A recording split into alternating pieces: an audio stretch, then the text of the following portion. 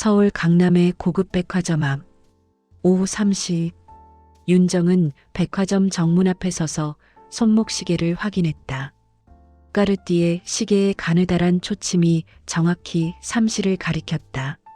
그녀는 깊게 숨을 들이쉬었다. 오늘은 아들 민수의 예비 신부 서연을 처음으로 단독으로 만나는 날이었다. 사실 윤정의 마음은 편치 않았다. 민수가 엄마, 제가 정말 사랑하는 사람이에요라며 소개한 서연. 첫 식사 자리에서 본 그녀는 솔직히 말하면 윤정이 기대했던 며느리감과는 거리가 멀었다. 카페 아르바이트라고 했지. 대학도 지방 사립대. 부모님은 지방에서 작은 슈퍼를 운영하신다고. 윤정은 자신이 속물처럼 느껴져 고개를 저었다. 하지만 어쩔 수 없었다. 자신이 평생 일궈온 위치, 가문의 명예, 그리고 무엇보다 아들의 미래를 생각하면 마음 한편이 불안했다. 그래도 오늘 제대로 이야기를 나눠봐야지. 민수가 그렇게 좋다는데 내가 놓친 뭔가가 있겠지. 그때 저 멀리서 누군가 뛰어오는 모습이 보였다. 회색 후드티에 청바지, 낡은 운동화를 신은 서연이었다. 머리는 대충 묶었고 화장기 없는 얼굴에는 땀방울이 맺혀 있었다. 어머님, 죄송해요, 늦어서. 서연은 숨을 헐떡이며 윤정 앞에 섰다. 윤정은 서연의 차림새를 위에서 아래까지 훑어보았다. 그리고 속으로 한숨을 쉬었다. 오늘 나를 만난다는 걸 알면서 저렇게 나올 수 있나? 최소한의 예의도 없는 건가? 괜찮아요. 무슨 일 있었어요? 윤정의 목소리는 차가웠다. 서연은 그 미묘한 변화를 눈치채지 못했다. 오늘 카페 매니저님이 갑자기 아프셔서 제가 급하게 대신 들어갔어요. 원래는 집에 가서 옷도 갈아입고 오려고 했는데 시간이 너무 없어서. 그래요. 들어가요. 윤정은 돌아서서 백화점 안으로 걸어 들어갔다. 서연은 뒤따라가며 자신의 차림새를 내려다보았다. 후드티에 묻은 커피 얼룩, 해진 운동화. 첫인상을 망쳤다는 생각에 가슴이 답답했다. 백화점 6층 명품관. 샹들리에가 화려하게 빛나고 대리석 바닥이 거울처럼 반짝였다. 이곳을 지나는 사람들은 하나같이 명품으로 치장하고 있었다. 여기서 좀 둘러보다가 근처 카페에서 차나 한잔 할까요? 윤정의 제안에 서연은 고개를 끄덕였다. 하지만 그 순간 서연은 주변 사람들의 시선을 느꼈다. 명품 가방을 든 여성들이 서연의 차림새를 보며 수군거렸다. 저 사람 여기가 어딘지 알고 온 건가? 요즘 백화점도 아무나 들어오네. 윤정도 그 소리를 들었다. 그녀는 서연을 힐끗 쳐다보았다. 서연은 고개를 숙인 채 걷고 있었다. 어깨는 움츠러들어 있었고 손은 후드티 주머니 속에 깊이 숨겨져 있었다. 저런 시선에도 익숙하지 않은 아이가 우리 집안 사람들 틈에서 버틸 수 있을까? 윤정의 불안감은 점점 커져갔다. 어머님, 저 가방 예쁘네요. 서연이 조심스럽게 한 매장을 가리켰다. 유명 브랜드의 신상 가방이 전시되어 있었다. 윤정은 고개를 끄덕이며 그쪽으로 걸어갔다. 서연도 따라 들어갔다. 매장에는 30대 초반으로 보이는 여성 직원이 있었다. 그녀는 윤정을 보더니 환한 미소를 지으며 다가왔다. 어서 오세요. 오늘 새로 들어온 제품들 구경하시러 오셨어요? 직원은 윤정의 옷차림을 재빨리 훑어보았다. 깔끔한 캐시미어 코트, 에르메스 버킨백, 그리고 빈티지 까르띠에 시계. 그녀의 눈이 반짝였다. 네, 그냥 둘러보려고요. 얼마든지요. 마음에 드시는 게 있으면 언제든 불러주세요. 직원은 공손하게 인사하며 물러섰다. 그런데 그때 서연이 옆 진열대에 있는 가방을 보러 다가갔다. 직원의 표정이 순식간에 굳어졌다. 저기, 손님? 직원이 서연에게 다가왔다. 목소리에는 경계심이 가득했다. 네. 서연이 고개를 돌렸다.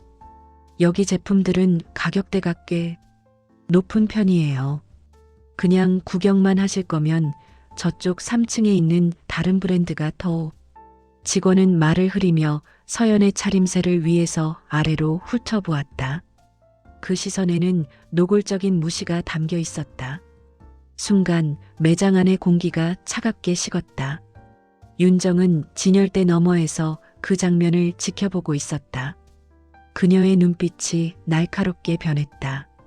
아, 네. 서연의 얼굴이 빨개졌다. 그녀는 어색하게 웃으며 뒤로 물러섰다. 괜찮아요. 저는 그냥 구경만. 네, 그러시면 돼요. 근데 혹시 가방 만지실 거면 손자국 남길 수 있으니까 조심해 주세요. 이 제품들 한번 더러워지면 매출에서 빠지거든요. 직원의 말에 서연은 움찔했다. 그녀는 재빨리 손을 뒤로 뺐다. 마치 자신이 무언가 잘못한 것처럼. 윤정은 턱을 들었다. 화가 치밀어 올랐다. 하지만 그녀는 침착하게 직원을 불렀다. 저기요. 네, 손님. 직원은 다시 환한 미소를 지으며 윤정에게 달려왔다. 저 가방 좀 보여주세요. 저기 진열대에 있는 거요. 아, 이 신상품이요? 정말 좋은 선택이세요. 직원은 신이 나서 가방을 꺼내 윤정에게 건넸다.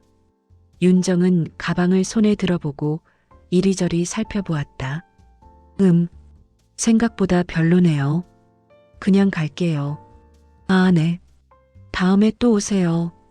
윤정은 매장을 나서며 서연을 불렀다.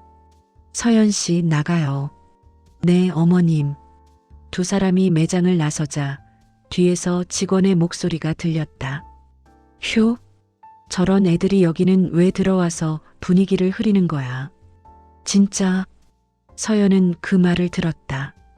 아니, 듣지 않을 수 없었다. 그녀의 눈가가 붉어졌다. 명품관을 나와 에스컬레이터를 타는 동안 서연은 한마디도 하지 않았다. 윤정도 말이 없었다. 두 사람 사이에는 무거운 침묵만 흘렀다. 5층 카페에 도착했다. 윤정이 테이블을 잡고 앉자 서연이 말했다. 제가 음료 주문할게요. 어머님은 뭐 드시겠어요? 아메리카노요. 네, 금방 올게요. 서연이 카운터로 가는 뒷모습을 보며 윤정은 깊은 한숨을 쉬었다. 아까 명품관에서의 장면이 계속 머릿속을 맴돌았다. 저 아이가 우리 집에 들어오면 저런 일들을 평생 겪게 되는 거 아닐까? 윤정의 가문은 대대로 유통업계의 명문가였다. 할아버지 때부터 백화점을 운영해왔고 지금은 전국의 12개의 백화점과 쇼핑몰을 거느린 대기업이 되었다. 윤정 본인도 유통부문 부회장으로 일하고 있었다. 그런 집안의 며느리가 된다는 것. 그건 단순히 민수와 결혼하는 것 이상의 의미였다. 수많은 사교 모임, 각종 행사, 그리고 끊임없는 평가의 시선들. 저 아이가 그걸 감당할 수 있을까? 아니, 내가 저 아이에게 그런 삶을 강요해도 되는 걸까? 서연이 트레이를 들고 돌아왔다. 그녀는 조심스럽게 아메리카노를 윤정 앞에 놓았다. 어머님, 여기요. 고마워요. 윤정은 커피를 한 모금 마셨다. 서연도 자리에 앉아 자신의 카페라떼를 들었다. 그런데 그녀의 손이 미세하게 떨리고 있었다. 서연 씨. 네, 어머님. 아까 그 매장에서 화 안 났어요? 윤정의 질문에 서연은 잠시 멈칫했다. 그리고 쓴웃음을 지었다. 괜찮아요. 익숙해요. 익숙하다니? 저 사실 아르바이트 하면서 그런 일 많이 겪었어요. 카페에서 일할 때도 손님들 중에는 저를 함부로 대하는 분들이 계셨거든요. 알바 주제에 어린애가 뭐 그런 말들. 서연은 커피잔을 두 손으로 감싸 쥐었다. 처음에는 정말 힘들었어요. 울기도 많이 울었고요. 근데 어느 순간부터는 그냥 익숙해지더라고요. 아, 세상이 원래 이런 거구나. 가진 게 없으면 무시당하는 게 당연한 거구나 하고요. 윤정은 가슴이 먹먹했다. 서연의 목소리에는 체념이 담겨 있었다. 그건 32년을 살아오며 쌓인 상처의 무게였다. 그래도 민수를 만나고 나서는 조금 달라졌어요. 민수 오빠는 제가 뭘 입고 있든 무슨 일을 하든 그냥 저를 봐줬거든요. 처음으로 제 가치를 인정받는 기분이었어요. 서연이 고개를 들어 윤정을 바라보았다. 그 눈빛에는 진심이 담겨 있었다. 어머님, 저도 알아요. 제가 오빠한테 어울리지 않는다는 거. 집안도 그렇고 학벌도 그렇고 제가 가진 게 아무것도 없다는 거. 근데 서연의 목소리가 떨렸다. 그래도 저는 오빠를 정말 사랑해요. 그리고 열심히 살 자신 있어요. 부족한 부분은 배우고 노력할게요. 그러니까 제게 기회를 주세요. 증명할 기회를요. 윤정은 서연을 물끄러미 바라보았다. 이 어린 여자의 눈에는 간절함이 가득했다. 하지만 동시에 세상의 차갑고 냉혹한 시선 앞에서 이미 수없이 무너져 내린 사람의 눈빛이기도 했다. 증명? 무엇을? 어떻게? 윤정은 커피를 다 마시고 일어섰다. 오늘 만나서 좋았어요. 이만 가볼게요. 네. 어머님, 조심히 가세요. 서연은 자리에서 일어나 고개를 숙여 인사했다. 윤정은 그녀를 지나쳐 걸어갔다. 에스컬레이터를 타고 내려가면서 윤정은 다시 6층 명품관을 올려다보았다. 그 화려한 불빛 아래서 서연처럼 무시당하고 있을 수많은 사람들을 떠올렸다. 그리고 결심했다. 3일 후 월요일 오전 10시 백화점 본사 20층 회의실. 길고 넓은 테이블 앞에 10여 명의 사람들이 긴장한 표정으로 앉아 있었다. 백화점 점장, 명품관 총괄 책임자, 각 브랜드 매장 매니저들, 그리고 본사의 고위 임원들. 이들은 모두 같은 생각을 하고 있었다. 대체 무슨 일이지? 왜 갑자기 부회장님이 직접 회의를 소집하신 거야? 회의실 문이 열리고 윤정이 들어왔다. 네이비 정장의 단정한 머리, 그리고 카리스마 넘치는 눈빛. 그녀가 들어서자 모두가 벌떡 일어나 인사했다. 앉으세요. 윤정의 차가운 목소리에 모두가 자리에 앉았다. 그녀는 상석에 앉아 서류 하나를 펼쳤다. 지난 금요일 오후 3시 30분경 강남점 6층 명품관에서 있었던 일에 대해 보고 받으셨나요? 점장이 당황한 표로 대답했다. 아, 무슨 일 말씀이신지. 고객 모욕 사건이요. 윤정의 말에 회의실이 조용해졌다. 명품관 책임자가 눈치를 살피며 물었다. 혹시 어느 매장에서? 엘브랜드 매장이에요. 직원 이름은 김민지. 근무 경력 3년. 윤정은 서류를 넘기며 계속 말했다. 해당 직원은 고객의 외모와 복장만 보고 여기 제품은 가격대가 높다. 손자국 남기지 말라는 등의 발언으로 고객을 모욕했어요. 그 고객은 20대 후반에서 30대 초반의 여성이었고 편한 옷차림을 하고 있었죠. 엘브랜드 매장 매니저의 얼굴이 하얗게 질렸다. 부회장님. 그건 변명하지 마세요. 윤정은 차가운 눈으로 매니저를 바라보았다. 저도 그 자리에 있었으니까요. 예. 회의실이 술렁였다. 점장과 임원들이 서로 눈빛을 교환했다. 부회장님께서 직접 그 자리에 계셨다고요? 네. 저는 그 고객과 함께 매장에 들어갔어요. 그리고 직원이 어떻게 고객을 대하는지 처음부터 끝까지 다 봤죠. 윤정은 자리에서 일어났다. 우리 백화점의 모토가 뭐죠? 모든 고객에게 최상의 서비스를 입니다. 맞아요. 모든 고객에게요. 명품을 살 여유가 있는 사람에게만이 아니라 구경만 하러 온 사람에게도, 아르바이트하는 대학생에게도, 모든 사람에게 존중받을 권리가 있어요. 윤정은 창밖을 바라보았다. 저 아래 수많은 사람들이 백화점을 드나들고 있었다. 저는 이 회사를 30년 넘게 봐왔어요. 할아버지가 세우셨을 때부터요. 할아버지는 항상 말씀하셨죠. 백화점은 모든 사람을 위한 곳이어야 한다고요. 그녀가 돌아서서 참석자들을 둘러보았다. 그런데 지금 우리는 어떤가요? 고객을 외모로 판단하고 지갑을 보고 대우를 달리하고 있어요. 이게 우리가 추구하던 가치인가요? 아무도 대답하지 못했다. 엘브랜드 매장은 이번 달 말로 계약을 종료합니다. 그리고 해당 직원과 매니저는 즉시 해고 조치하세요. 부회장님, 그건 너무 가혹한. 매니저가 벌떡 일어났다. 윤정은 그를 똑바로 바라보았다. 가혹하다고요? 3년 동안 얼마나 많은 고객들이 그 매장에서 모욕을 당했을까요?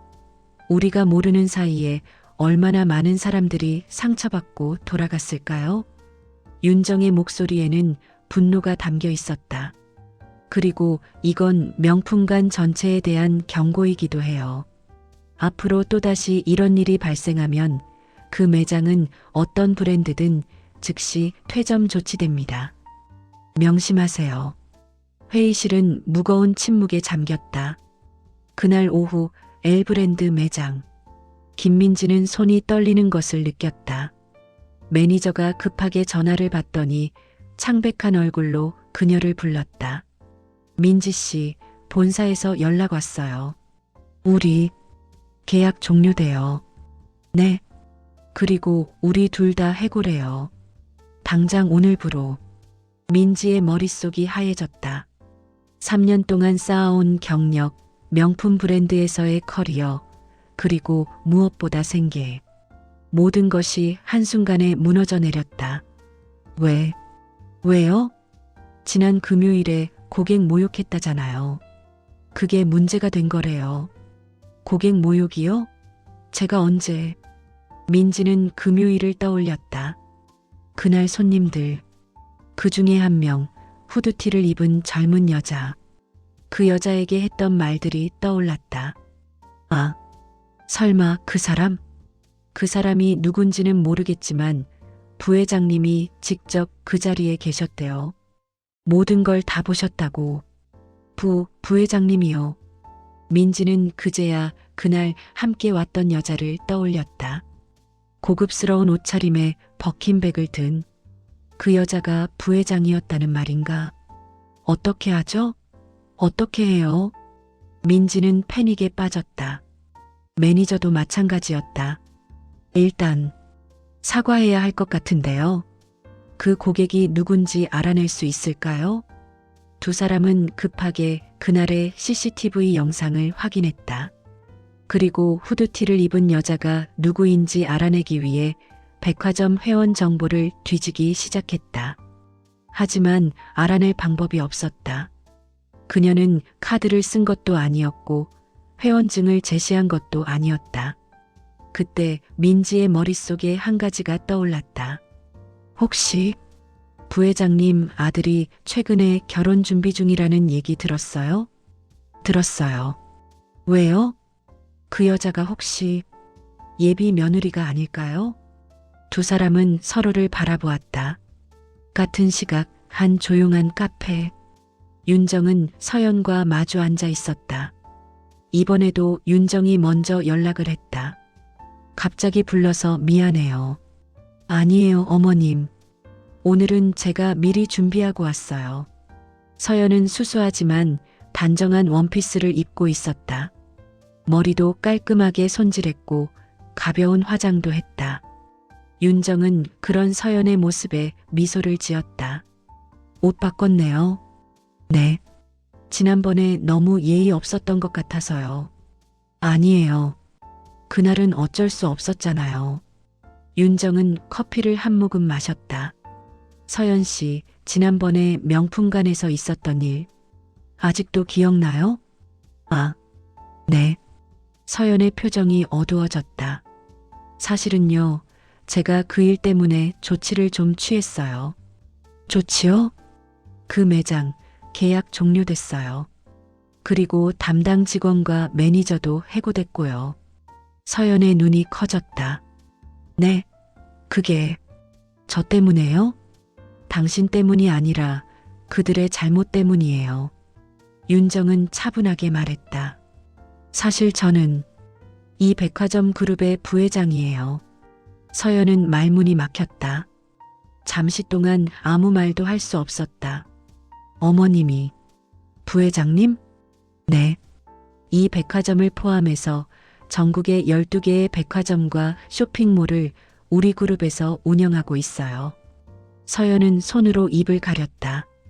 그날의 기억이 되살아났다. 함께 있던 그 우아한 여성, 명품관에서의 냉대, 그리고 자신의 초라했던 모습. 그렇다면 어머님은 처음부터 다 아셨던 거예요? 저를 테스트하신 건가요?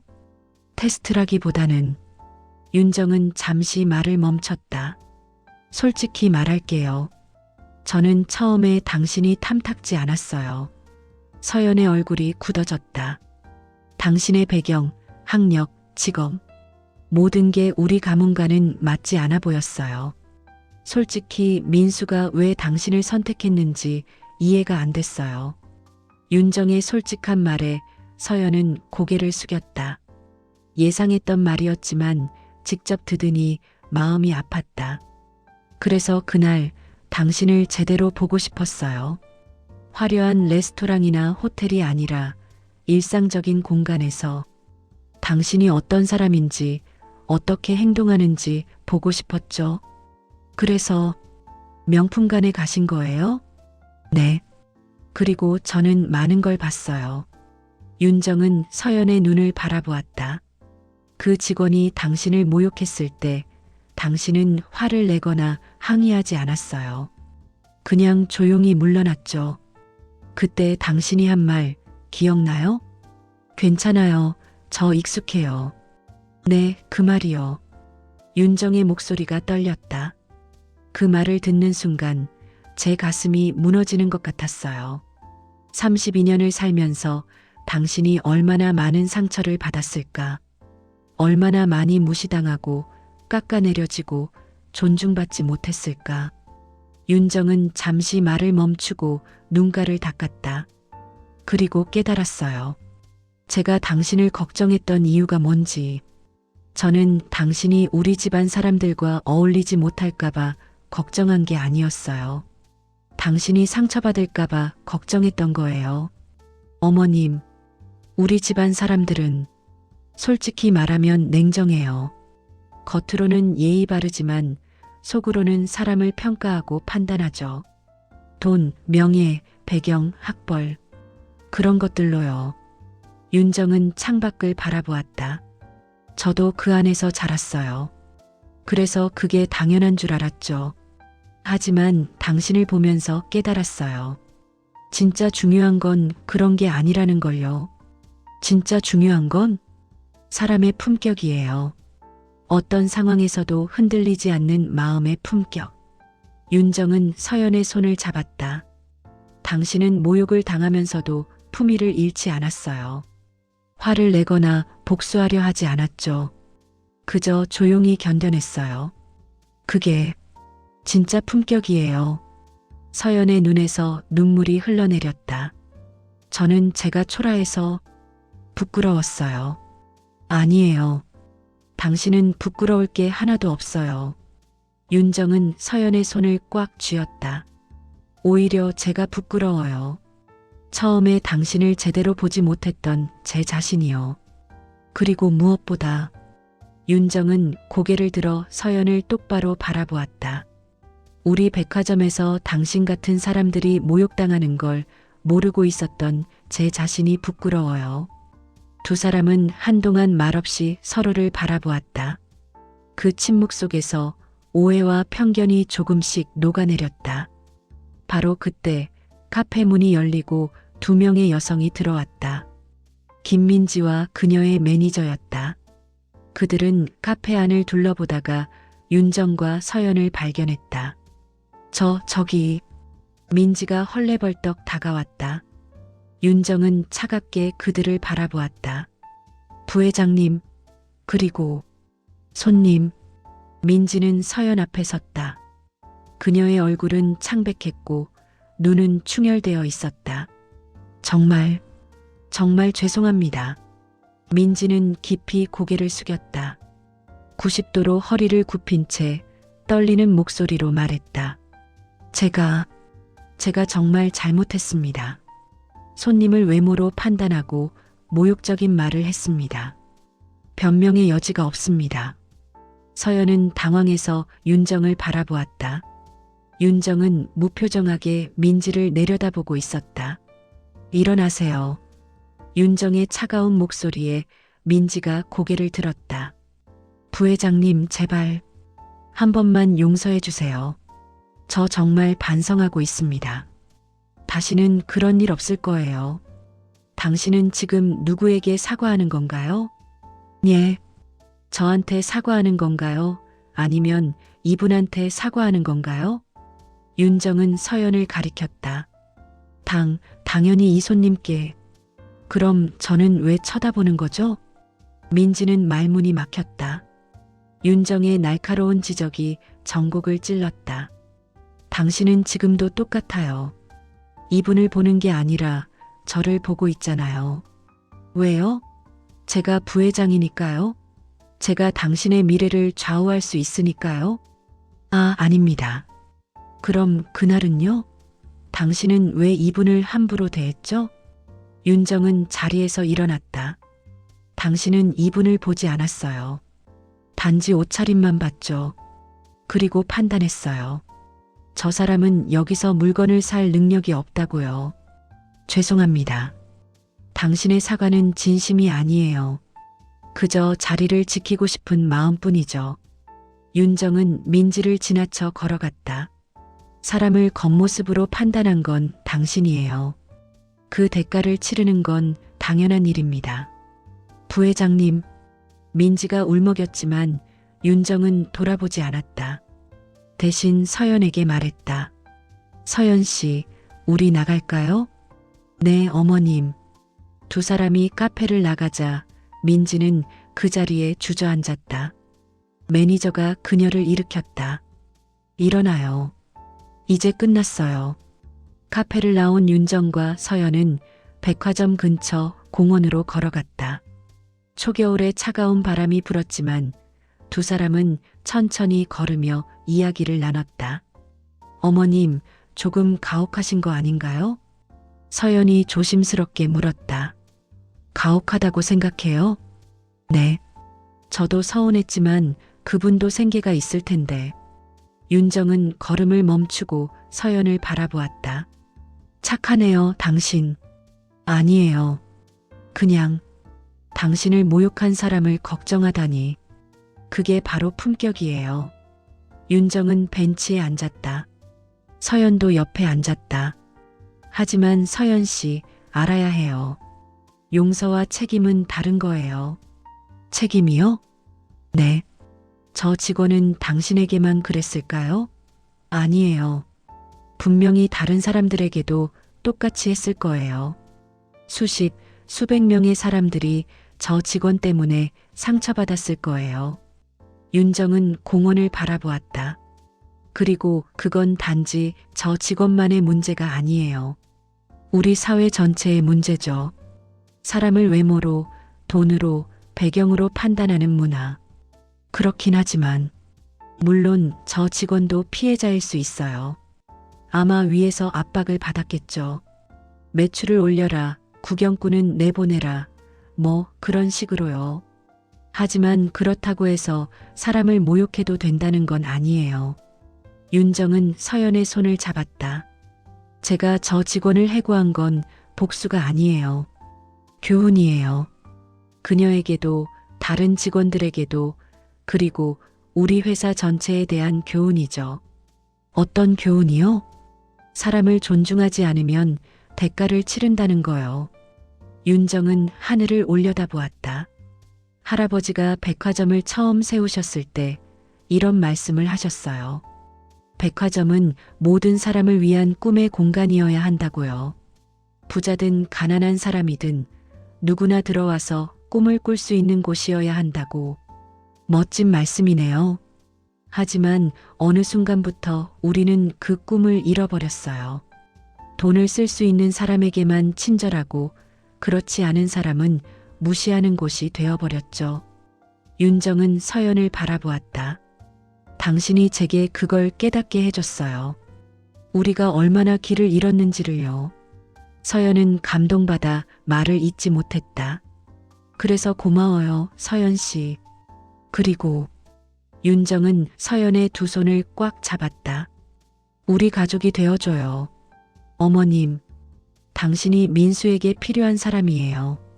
아니, 우리 모두에게 필요한 사람이에요. 당신처럼 따뜻하고 진실한 사람이요. 서연의 눈에서 눈물이 주르륵 흘러내렸다. 윤정도 눈가가 촉촉해졌다. 정말 괜찮으세요? 저 같은 사람이, 당신 같은 사람이 필요해요. 우리 집에, 우리 회사에, 그리고 이 차가운 세상에. 두 사람은 포옹했다. 공원을 지나가는 사람들이 힐끗 쳐다보았지만 그들은 신경 쓰지 않았다. 2주 후 강남점 백화점 6층 명품관. 대대적인 리뉴얼이 진행되었다. 새로운 인테리어, 새로운 직원들, 그리고 무엇보다 새로운 철학. 명품관 입구에는 큰 현수막이 걸려 있었다. 고객의 가치는 옷이 아니라 사람에게 있습니다. 그 아래에는 작은 문구가 추가되어 있었다. 이곳을 찾는 모든 분들은 우리의 소중한 손님입니다. 윤정은 민수, 서연과 함께 리뉴얼된 명품관을 걸었다. 새로 배치된 직원들은 모든 손님에게 똑같이 친절했다. 명품 정장을 입은 사람에게도, 청바지를 입은 학생에게도, 나이든 어르신에게도. 어머니, 대단해요. 2주 만에 이렇게 바꾸셨어요? 민수가 감탄했다. 바꿔야 했으니까요. 당신 신부가 깨우쳐줬거든요. 윤정은 서연을 보며 미소 지었다. 서연은 수줍게 웃었다. 그들이 한 매장 앞을 지나갈 때 젊은 여성 직원이 다가왔다. 어서 오세요. 새로 들어온 컬렉션 구경하시겠어요? 좋아요. 한번 볼까요? 윤정이 매장 안으로 들어가자 직원은 정성스럽게 제품들을 보여주었다. 그러다가 서연을 보고 물었다. 혹시 손님께서도 관심 있으신 제품 있으세요? 서연은 잠시 망설이다가 한 가방을 가리켰다. 저거 예뻐 보이는데 한번 볼 수 있을까요? 당연하죠. 잠시만요. 직원은 환한 미소를 지으며 가방을 꺼내 서연에게 건넸다. 서연은 조심스럽게 가방을 들어보았다. 어울리시네요. 혹시 착용해 보시겠어요? 아, 저는 그냥. 괜찮아요. 거울 앞에서 한번 보세요. 정말 잘 어울리실 것 같아요. 직원의 진심 어린 태도에 서연은 감동받았다. 윤정과 민수도 흐뭇하게 그 모습을 지켜보았다. 거울 앞에서 가방을 들어본 서연은 환하게 웃었다. 윤정이 다가와 말했다. 예쁘네요. 그거 살까요? 아니에요, 어머님. 저는 그냥 결혼 선물이에요. 며느리한테 주는. 어머님, 이제 우리 가족인데 이 정도는 받아야죠. 윤정은 직원에게 말했다. 이거 포장해 주세요. 네, 감사합니다. 직원이 가방을 포장하는 동안 서연은 윤정의 손을 꽉 잡았다. 정말 감사해요, 어머님. 제가 더 고마워요. 그로부터 한 달 후 윤정의 사무실. 비서가 서류 몇 장을 들고 들어왔다. 부회장님, 지난달 명품관 리뉴얼 이후 고객 만족도 조사 결과가 나왔습니다. 어떻게 나왔어요? 전월 대비 37% 상승했습니다. 특히 20대와 30대 고객들의 만족도가 크게 올랐고요. 매출은요? 매출도 18% 증가했습니다. 예상 외로 젊은 층 고객들이 많이 증가했어요. 윤정은 만족스러운 미소를 지었다. 그리고 이거 보세요. 비서는 태블릿을 건넸다. SNS 게시글들이 화면에 가득했다. 강남점 백화점 완전 달라졌어요. 직원들이 진짜 친절해요. 후드티 입고 갔는데도 존중받는 기분 처음 느꼈어요. 유유. 명품관이 이렇게 편안한 곳이었나? 구경만 해도 환영받는 느낌. 윤정은 게시글들을 하나하나 읽어내려갔다. 가슴이 따뜻해졌다. 좋네요. 이게 바로 할아버지가 원하셨던 백화점이에요. 다른 지점들에서도 문의가 많이 들어오고 있습니다. 강남점 방식을 적용하고 싶다고요. 좋아요. 전 지점으로 확대합시다. 그리고 직원 교육 프로그램도 새로 만들어요. 어떤 내용으로요? 고객 존중의 진짜 의미. 외모나 소지품이 아니라 사람 그 자체를 보는 법을 가르치는 거예요. 알겠습니다. 바로 준비하겠습니다. 비서가 나가고 윤정은 창밖을 바라보았다. 저 아래 백화점을 드나드는 수많은 사람들. 그들 하나하나가 모두 소중한 고객이었다. 책상 위에는 서연과 민수의 웨딩 초대장이 놓여 있었다. 윤정은 초대장을 집어들었다. 함께 해주세요. 우리의 새로운 시작을. 윤정은 미소 지었다. 이건 단지 민수와 서연의 시작만이 아니었다. 그녀 자신의 그리고 회사 전체의 새로운 시작이기도 했다. 결혼식 날. 화려한 웨딩홀에 하객들이 가득 모였다. 윤정의 가족, 친지들, 그리고 회사 관계자들. 모두가 화려한 정장과 드레스를 입고 있었다. 신부 대기실에서 서연은 순백의 웨딩 드레스를 입고 있었다. 메이크업 아티스트가 마지막 손질을 하는 동안 윤정이 들어왔다. 어머님, 우리 며느리 정말 아름다워요. 윤정은 서연에게 다가가 작은 상자를 건넸다. 이거 뭐예요? 열어봐요. 서연이 상자를 여니 안에는 섬세한 진주 목걸이가 들어 있었다. 이건 우리 할머니께서 할아버지한테 받으신 거예요. 그리고 어머니가 저한테 물려주셨죠. 이제 당신 차례예요. 어머님, 이런 귀한 걸. 당신도 우리 가족이니까요. 그리고 이건 단순한 목걸이가 아니에요. 윤정은 서연의 목에 직접 목걸이를 걸어주었다. 이건 전통이에요. 사람을 소중히 여기는 우리 가문의 전통. 당신이 그걸 다시 일깨워줬어요. 서연은 거울 속 자신을 바라보았다. 목걸이를 한 자신의 모습은 낯설었지만 동시에 자연스러웠다. 당신은 외모도 배경도 학벌도 부족하다고 생각했죠? 네. 하지만 당신에게는 가장 중요한 게 있었어요. 윤정은 서연의 어깨에 손을 얹었다. 흔들리지 않는 품격. 어떤 모욕에도 굴하지 않는 강인함. 그리고 남을 용서할 수 있는 따뜻한 마음. 윤정은 서연을 껴안았다. 그게 바로 진짜 명품이에요. 돈으로 살 수 없는 진짜 가치죠. 두 사람은 한참을 그렇게 안고 있었다. 입장 음악이 울려 퍼졌다. 서연은 아버지와 함께 버질로드를 걸었다. 하객들이 일어나 박수를 쳤다. 민수는 제단 앞에서 서연을 기다리고 있었다. 그의 눈에는 사랑이 가득했다. 서연이 제단에 오르자 주례가 말했다. 결혼이란 두 사람의 결합이 아니라 두 가족의 만남입니다. 그리고 오늘 우리는 진정한 가치가 무엇인지 배웠습니다. 주례는 하객들을 둘러보았다.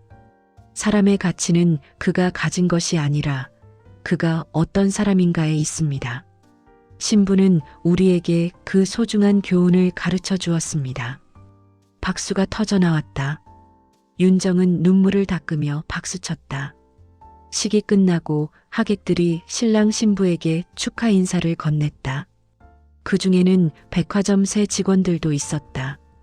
부회장님, 정말 축하드려요. 고마워요. 앞으로도 고객들을 잘 모시길 바라요.